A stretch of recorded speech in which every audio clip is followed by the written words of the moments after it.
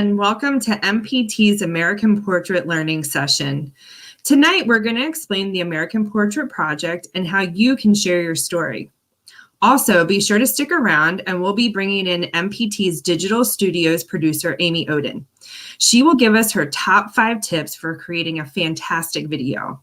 But first, for those of you who haven't heard of American Portrait, I'll explain. It's the National Storytelling Project created by PBS, but the content, it comes from you. PBS American Portrait is asking you and people all over the country to submit your individual stories by responding to one of a number of thought-provoking prompts. Let's take a look at this American Portrait preview right now. You may have to adjust your volume for the screen share.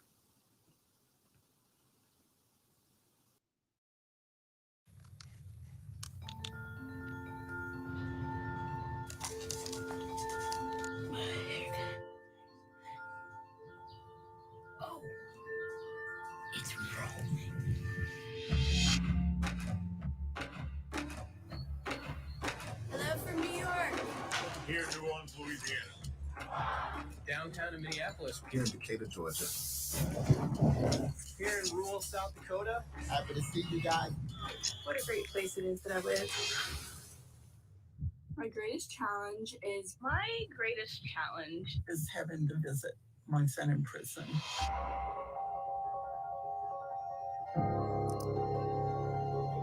It's hard for people to really understand fear and anxiety that people like me have to deal with on a daily basis. What gets me up in the morning? Tradition I carry on. I career when I graduated. Most days I feel extremely humble, Excited to find our community. I'm on top of the world when I think about that. What gets me out of bed in the morning? What gets me out of bed is Growing 2 little humans. I'm the most proudest mother out here. You don't know what it's like. You don't know what it's like. To lose your father. He was one of my biggest fans. You don't know what it's like to be married outside of your race. That's my husband. People always ask, what is your secret? You don't know what it's like, but I'm sure you can empathize. These things make me different, but I think these things make me the same.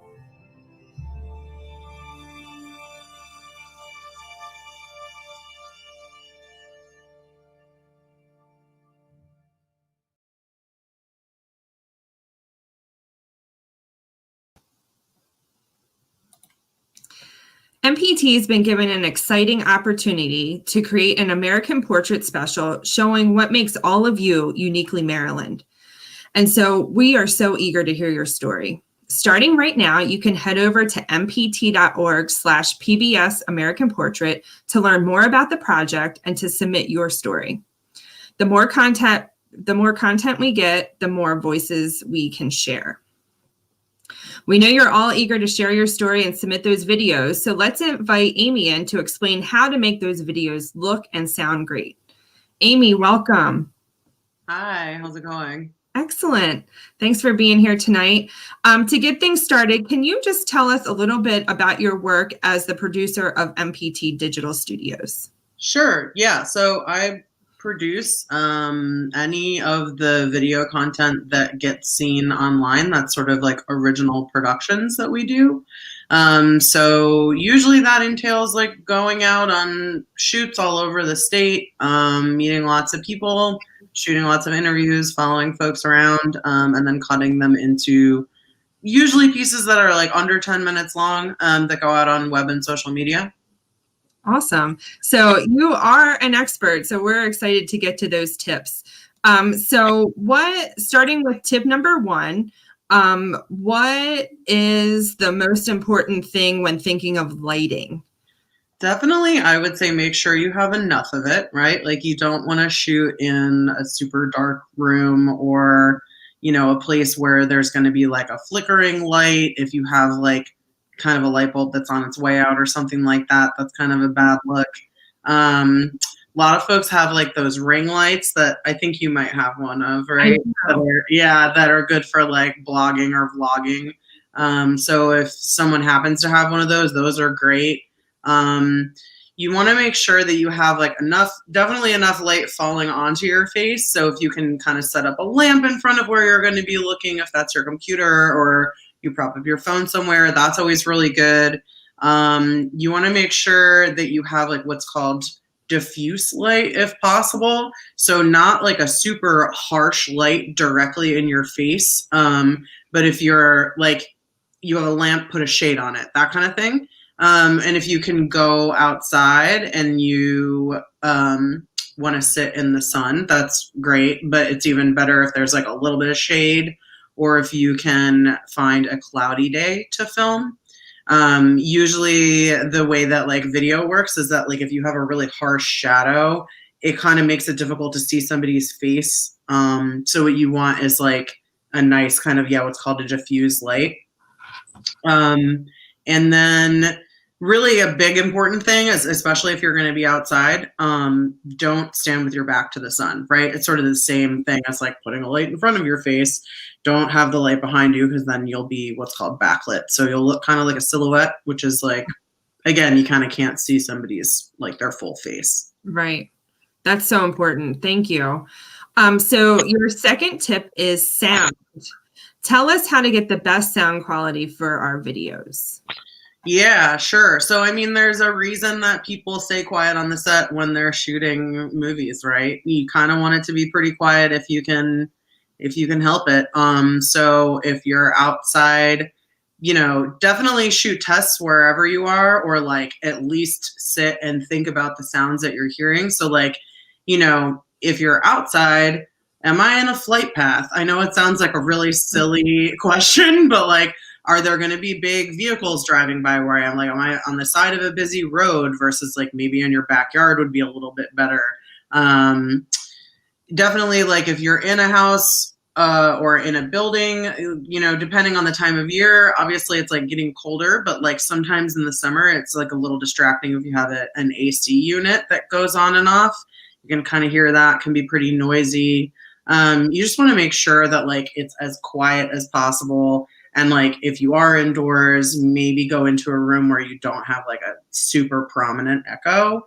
And yeah, if you can do some tests and kind of listen back to things, that's awesome.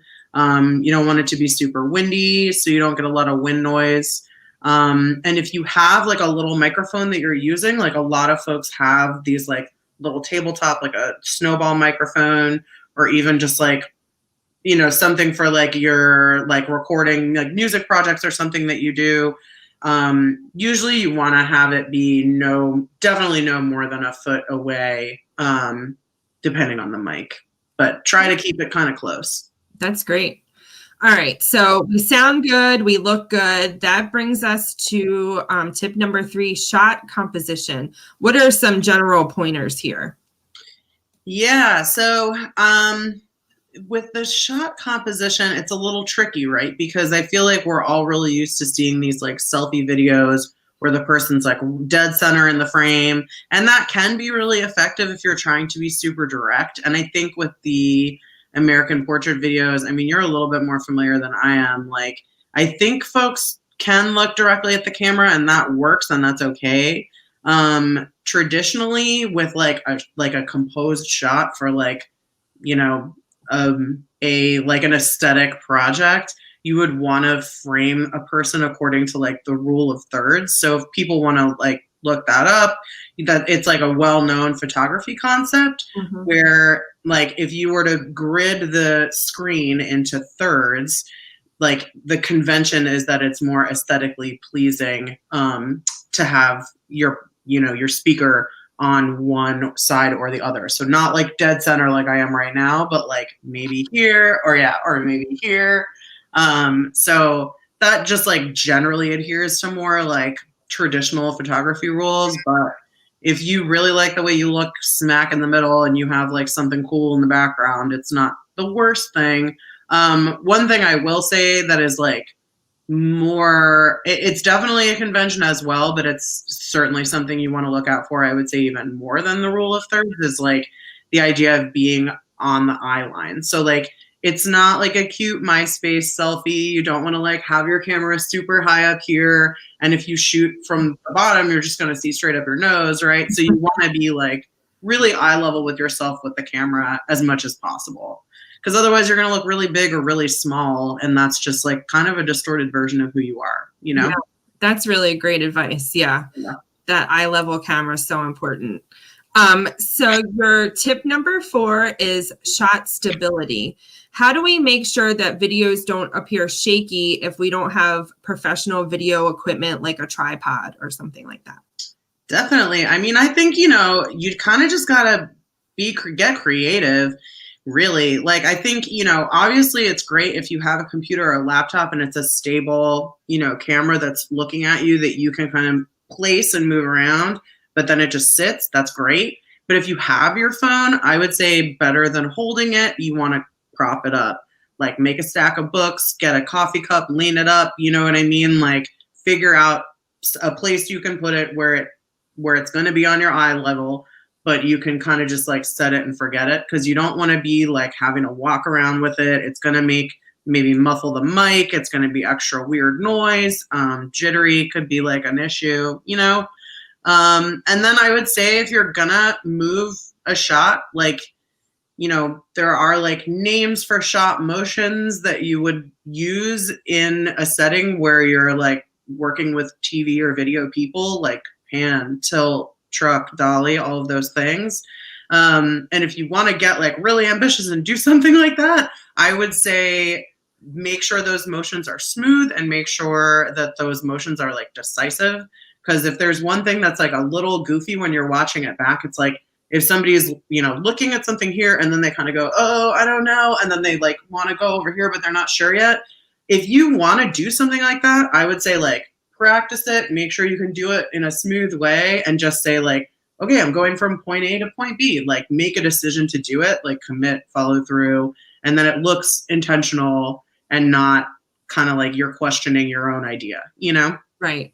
Just make a decision and follow through. I like it. Yeah. So Amy, your final tip is content. Share your best advice for creating very interesting content. Yeah, definitely. So, I mean, obviously everyone has their own story, and I'm sure, you know, that's like the most important thing, right? It's like, you know, the thing that is interesting about the stuff that you have to say. And obviously I can't tell people how to explain how they've lived their lives. Right. But I will say that as far as content goes, you know, you want to speak clearly. Like mumbling isn't going to get your point across. If you can go without glasses, that's always good. Definitely going without a hat or sunglasses is good. Again, it's like people want to see your face. I would say try not to wear anything. Like I'm also like disobeying this right now. I would say try not to wear anything all black. Try not to wear anything all white. Try not to wear anything that's super bright blue or red, or that's like a very tight pattern, like a houndstooth or a checker. Because all of those options can kind of like mess up a camera in a variety of ways, especially if you have it like on auto settings. Like if you're wearing something that's white and you have a camera that will automatically compensate for something that's too bright or too dark, it might just kind of shut down a little bit and then your face looks really dark and no one can see you again, right? So there's those things I would say, you know, black, white, blue, red, like very bright blue or red, and then like a tight pattern. I would avoid those colors. And then, yeah, you know, just say your truth, speak your story, right? And like, think about beginning, middle, and end. Think about all the books you read growing up as a kid or movies that you watched that you liked the way that they told their story. And, you know, people figure it out, you know? Yeah, excellent. Amy, thank you so much. I think our viewers are ready to make their best looking videos possible. Now, remember, you can share your story now by visiting mpt.org/PBS American Portrait. And we're hoping for at least 75 Maryland participants. And as a little incentive for participating, we'll be doing a giveaway. Complete the Google form. The link is in the chat. or submit a video by going to mpt.org/American Portrait to be entered in our Tech Gear giveaway. Winners will be drawn on a rolling basis starting December 1st. Prizes include ring lights, tabletop phone stands, and other useful tools.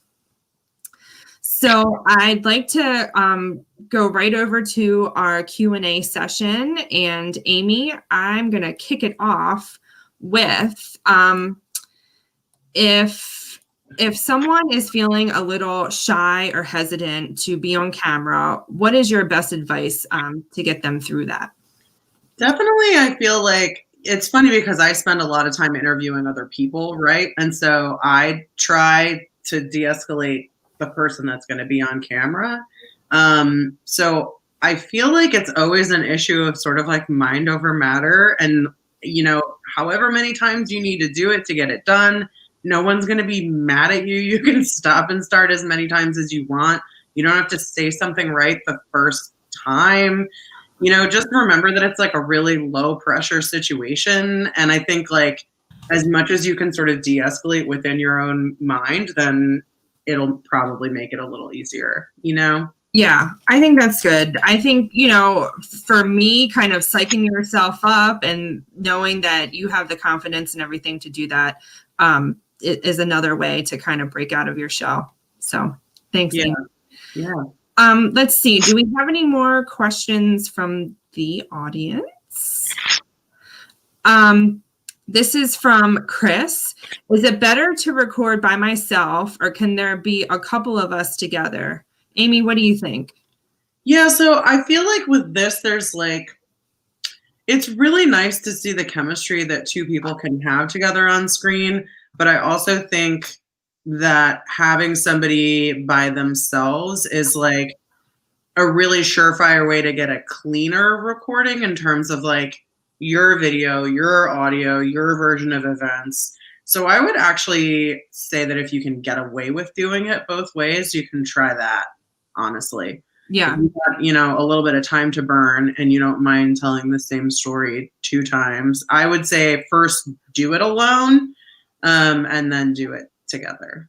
Yeah, and I guess you don't have to submit the very first thing that you do. If you want to play with it, practice a little bit, that's a good way to go. Yeah. All right, what's our next question? This is from Lynn. Is there a time frame for when these should be done? So I'm going to take that answer. I'm going to answer that question. Yes, Lynn. So we are looking at collecting as many submissions as possible now through the end of December. We're going to start combing through those submissions, and we're looking to produce the Maryland special in the month of February. So thank you so much for your question. This is from Diane. What's a good length for the recording? Amy, I'm going to let you take that one. Sure. Yeah. I mean, I feel like if you can tell a story in 5 minutes or less, for me, that, I mean, like, you know, I'm a little biased because I'm a digital person, right? And I think like those stories tend to be a little shorter. Yeah. I feel like, you know, we can both help answer this one though, right? Because you guys are the ones that are putting stuff together. For me, shorter is usually better.